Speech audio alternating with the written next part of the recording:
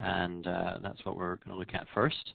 And combinations are saying, are a way of calculating how many different ways can you choose, and you know, this is part of my own way of remembering the difference between the different ways that we're going to be looking at combinatorics.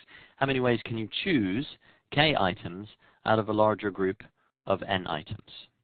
Okay, and so that's, you see the notation that we say how many combinations where we've got n items. Let me just change that to a pen.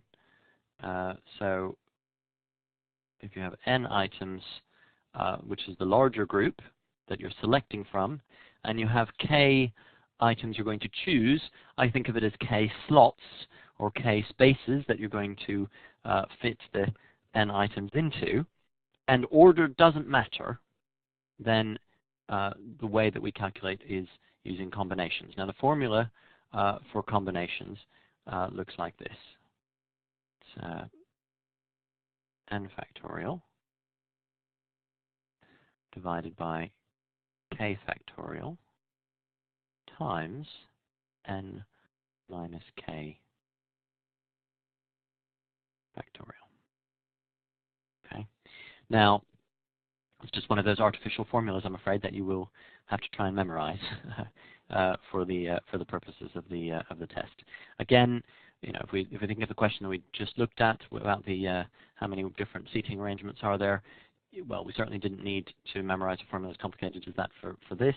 I think we'll find that for most of the combinatorics problems that come up on the test, diagrams will suffice. But if you want to be prepared to get absolutely the top maximum score, then this is one of the formulas that you're going to have to memorize. Now, let's just have a look at a couple of problems that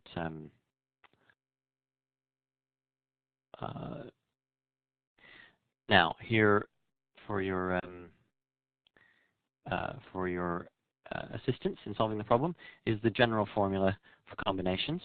Remember, combinations are where order doesn't matter, and here in question 1, order doesn't matter. If you can use the chat, this isn't a multiple choice question, so if you can use the chat to let me know what you think the answer is, that would be great.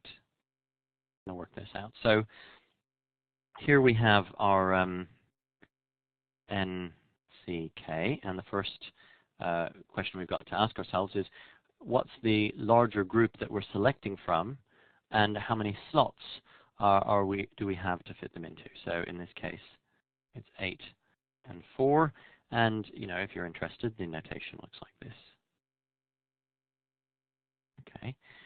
Now let's plug into the formula. N is 8, so that's 8 factorial divided by k factorial times n minus k factorial. Well, n minus k is 4, so 4 factorial. So how does that work out? Well, it's 8 times 7 times 6 times 5 times 4 times 3 times 2 times 1, but I won't write that down, divided by 4 times 3 times 2 times 4 times 3 times 2. Okay, well, that makes it fairly easy to simplify. We can just get rid of those. We'll get rid of the 4 and the 2 in the denominator and get rid of the 8. Then we can divide the numerator by 3, and we don't have a denominator at all. So 7 times 2 times 5. So the answer to the question is 70. Okay, so now, you know, that's just knowing the formula and plugging into the formula. But the key issues that you'll need to contend with when you're looking at a question are firstly establishing, is it a combination? Are we looking at a situation where we're not worried about, you know, for example, what offices the consultants are going to sit in? We're just worried about which, what would be the names of the consultants, if you like, that we could select. Once you've established that, then you've got to remember the formula for combinations. So it's straightforward in a sense. do let me know via the chat or by raising your hand and asking